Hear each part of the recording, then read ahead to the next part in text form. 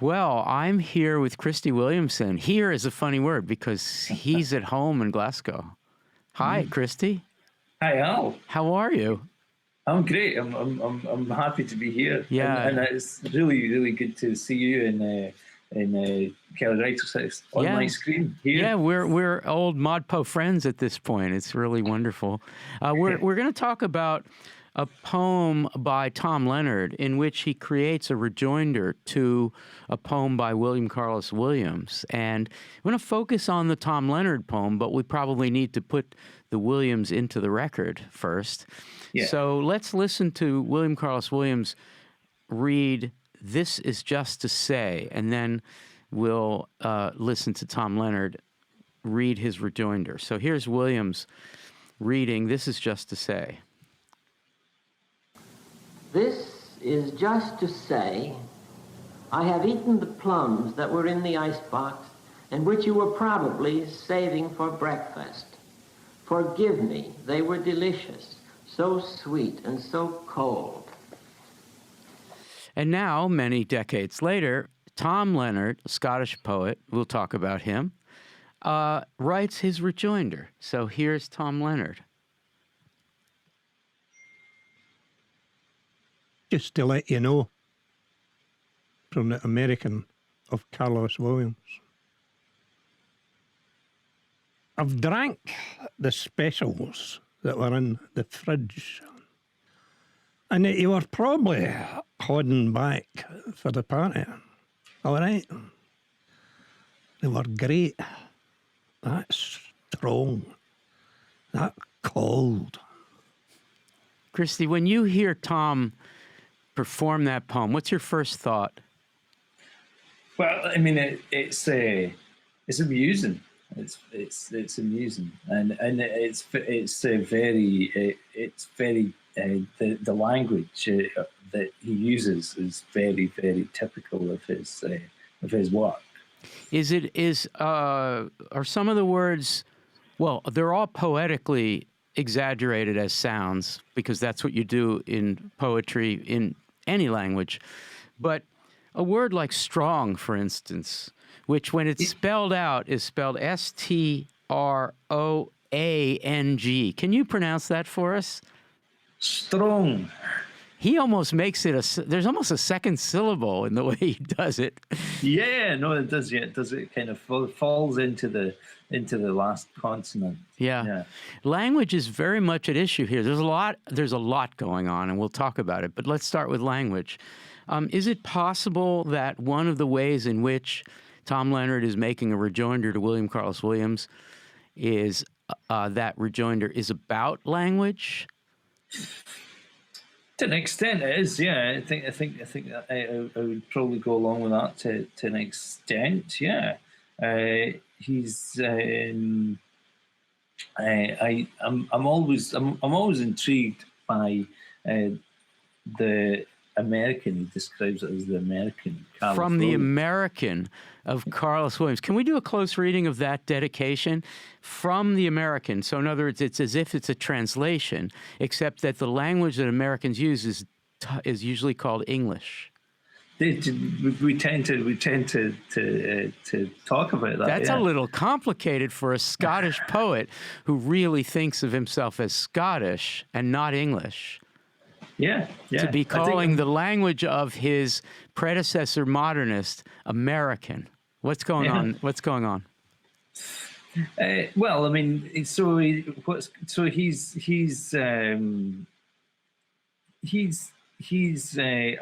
one of the things that he admires in the Williams poem is its use of the everyday language that Williams would use, that his neighbours and his compatriots would use, which is American. Right. It's not the English that you would hear on the BBC on the 6 o'clock news, for example. Right. Right.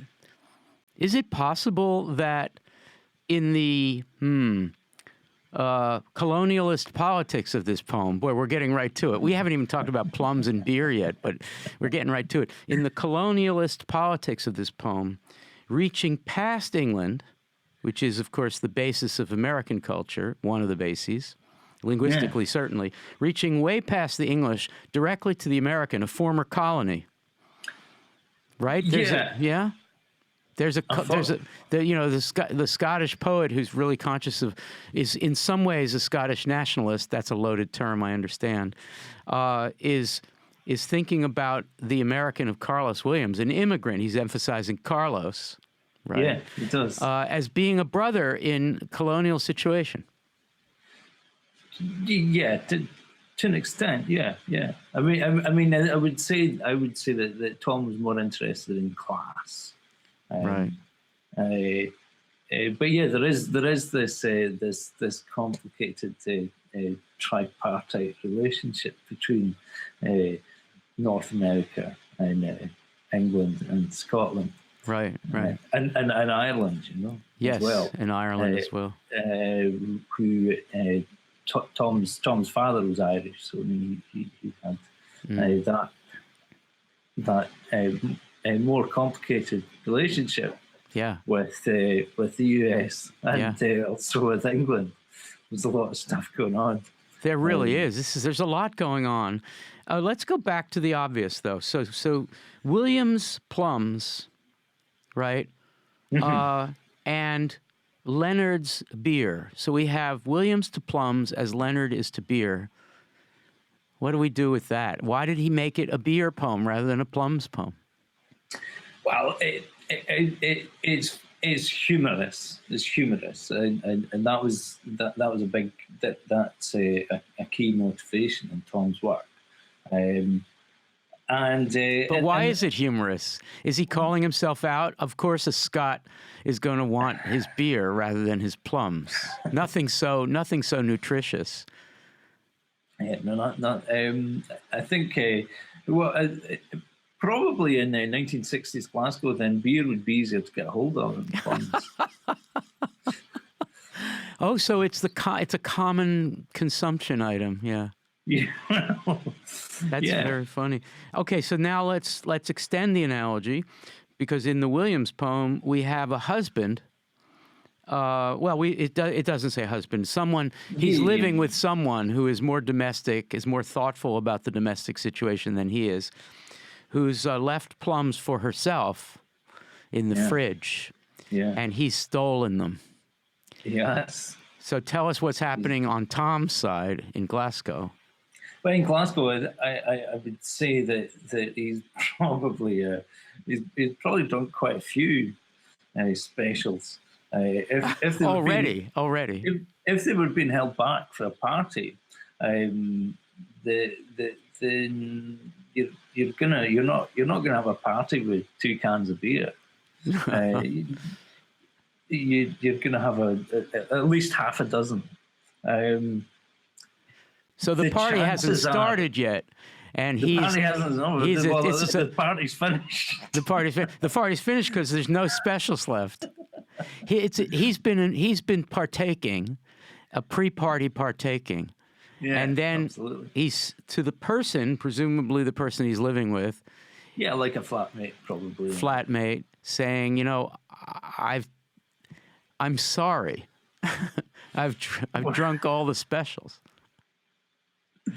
I don't know how sorry he is, to be honest. What about Williams? Is he sorry? Well, he begs forgiveness. He does at the beginning of the 3rd verse. What's the difference between forgive me on one side and all right? Well. There's definitely less. There's an acknowledgement in all right. There's an acknowledgement that it's happened. There's no real acceptance of any wrongdoing that I detect, and I guess maybe that is something that he's saying about Williams' poem. Yeah, Williams is pretending to be sorry, if you read it that way. And Tom is not even trying. He's just saying, all right, this is the situation. Yeah. And some of his readings, he sounds really quite pleased with himself about the situation. Both of them seem to be quite pleased with themselves. Yeah. Williams' poem is famous, Christie, because it's an early poem, it's early modernism. It's famous for taking what seems to be a note, a domestic note or a refrigerator note, as we would call it, and turning it into poetry. That's a radical move. Is there a radical equivalent on the Tom Leonard side? Well, I mean, the to go back to the language, the language is radical. Even when Tom started writing, people in the sort of Scots language movement, they didn't write write in Glaswegian, and it's very, it's phonetic, it's spoken. I kind of struggle to see this poem of Tom's being written down. This is this kind of feels more like it's a pronouncement. Yeah. But he did write it down. He did write it down, absolutely. And can you say something about, this is the deep background here, but something about the movement whereby Scottish poets wanted to write in Scots but really wanted to speak it, and then writing it becomes complicated, right? Yeah. I mean, Tom is an iconic figure in that, and anybody who uses a dialect is a word that he was famously averse to, but he is a real champion of the freedom of expression from out with the cosy dictionarized language that people from the English canon would write and would use. So this poem either takes Williams' modernism, which is a daring, radical poem, and actually intensifies its radicalism in several ways. Would you say? I think I would go with that. I would go with that. I do think it does intensify this radicalism. He rejects punctuation and capitalization, apart from in the title and and Carlos Williams' name. Right. What I want to do here at the end is try on two different points of view about this repost, this rejoinder poem. First, we'll both try the first, which is this is a poem that honors Williams, that respects Williams, that wants to bring Williams over to Scotland, that wants Williams to be Williams' radical intervention in conventional poetic topic to be honored and tried on by this younger poet of a different country. I want to try that first. It's an affirmative response. And then I want to try on, this is a very critical response. He's calling out Williams. He's outdoing Williams. He's taking Williams to the next level. Let's do the first. So in what way is it an homage to Williams? Well, it's an homage in that the poem that Williams wrote in 1920s New Jersey is a poem which has excited him enough to reproduce it in his own language, in his own city, in his own decade, in his own time, his own cultural sphere, and he feels it works. And I feel it works. So you're from that. You feel that way, that this is an homage poem, that this is Tom Leonard reaching across the pond and saying, "Thank you, Bill," Carlos. Thank you, Carlos. Yeah, I think I do. Yeah, I think that is probably where I sit. And yet you're a strong Scottish poet, Scottish culture, Scottish language advocate. And I would think you would take a critical point of view of Williams. It isn't American enough in a way. Tom might be saying, Bill, you could have done much more to make contact with the American, middle class and the American language as it really was, et cetera, et cetera. It could be, but then I think that if he felt that he hadn't done that, if he felt that there wasn't an achievement in the original Williams poem, then why would he use it as a template? Well, I mean, some people would say, now we're on to the other side of criticism, right? I think some people would say you can create a satire, you can create a parody of a poem you don't respect. That's possible. And let's put it this way. An English, someone in Sheffield, someone in London could read the Williams poem absolutely and entirely. Icebox today might be a little foreign, but you could look it up easily enough, right? Yeah, you can figure it in, and then you can figure it out. And they know what plums are. Yeah. Right? Okay, so now, but they couldn't easily read the Tom Leonard, could they?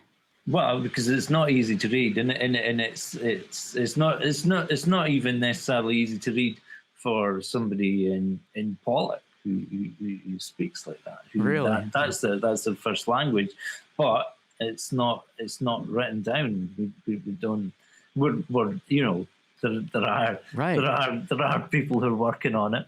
But but like you, right? Well, indeed, yeah. So you face these problems all the time. But before we get to that, I just want to push this because the otherness, linguistic otherness of the Tom Leonard poem is a much greater otherness than the Williams otherness, which kind of gets away with, let's say, fusty, older generation traditional poets who lived in the late 19th century, American Victorian poetry, and liked the long lines that rhymed. And then they got to the 20s and they saw this poem and they said, well, I understand what he's doing, but I don't think of it as poetry, but I don't feel totally alienated from it because I just stole the plums my wife was saving too. Yeah. But on the Leonard side, it's hard to be a traditionalist, right? Someone who's memorized Robert Burns and then went on to mostly read English literature in Scotland and was really unaffected by this groundswell. That person might be pissed off at what Leonard is doing.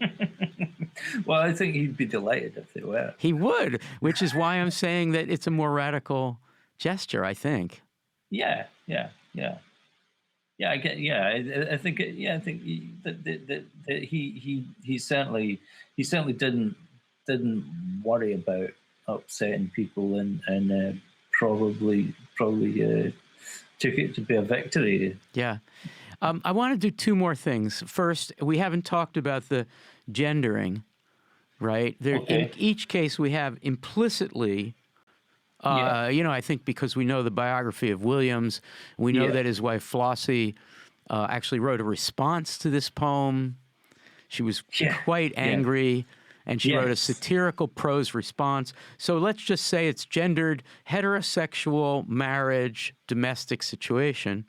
We don't know that about Leonard, but let's assume it. So I don't think Leonard, my impression is that Leonard's the gendering is not particularly progressive any more than Williams. He stole the beer that someone was saving for the party. That's a rude thievery. It's not good. It's not good. So, right? I mean, you're a 21st century guy, a progressive guy. If you stole the beer that Hazel was saving for the friends coming over, you'd be in trouble, right? I would be sent straight back out. So to replace it, definitely, it's not and you know, it's almost safer in a sort of I see. situation. You know, if you're depending on who you're sharing your flat with, Yeah. you might not want to. They're both Bring them to troublemakers. you. They're both Yeah. troublemakers. Leonard is famously a troublemaker all across the spectrum of topics. Williams is a troublemaker poetically and in his marriage. So they seem to be brothers in that respect. Yeah. I want to ask you to do one more thing, please, and that Sure. is I want you to read the poem, the Leonard poem. Because this is a language you think about all the time. And then say, finally, something about your own choices for transliterating the Scottish language that you aspire to use. Okay. Maybe you would comment on any of the words that he chooses or the spelling of words. Okay, in the Leonard poem, yeah. Yeah.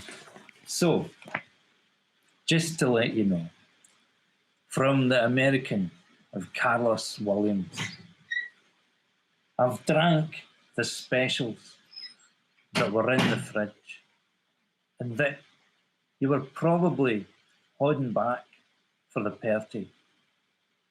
All right, they were great. That strong, that cold.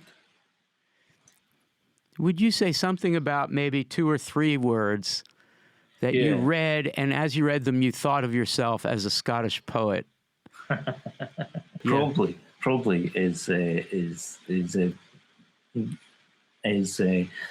I think the only time I've ever seen words spelt that way. It's very individual, Yeah. and it's not. I think I said probably when I read it. Yeah. But I misread. I should have said probably. In fact, that whole line, "You were probably," it takes the act of writing away from the dictionary supported classes. Yeah. Down to the man in the street, really. Yeah. The, Do you have any guidelines if you want to spell party as you would pronounce it? Do you know how to do that? Is PAHRTI something that people would agree on as the way to spell party? No, right? He made it up, right? yeah, absolutely. It was his.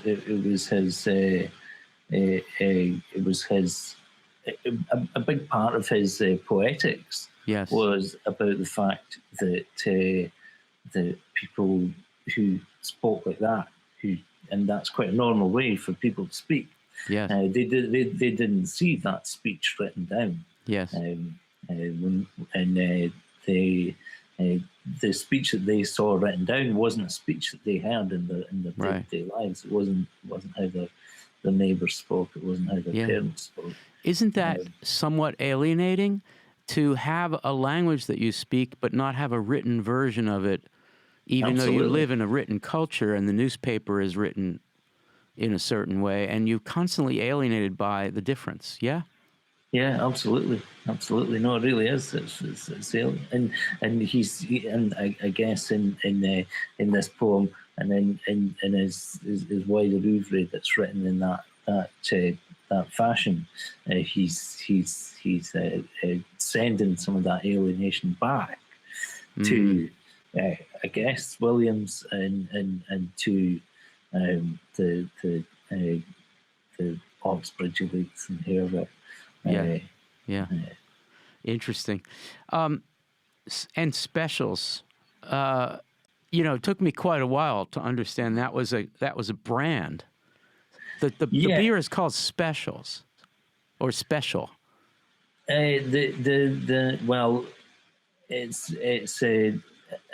specials is like it's like a brown beer. It's like a heavy. Right. It could be there is a certain type of super lager that people drink, but I would say they don't really drink it at parties. So it's not. Oh, really? So it's not. It's not a brand. It's a generic. It's a name for a certain kind of beer. Yeah. Okay. Yeah. That's why it's not capitalized. Yeah.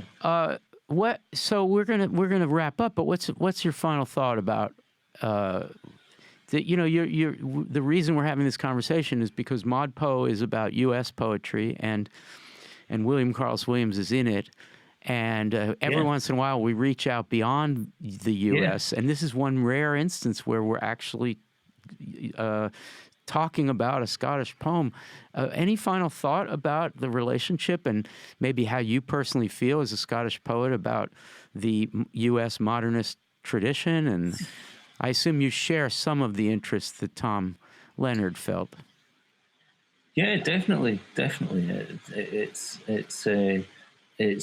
I think, I mean, as a writer, then I don't really believe in placing limitations on what I read and what I don't. And I think that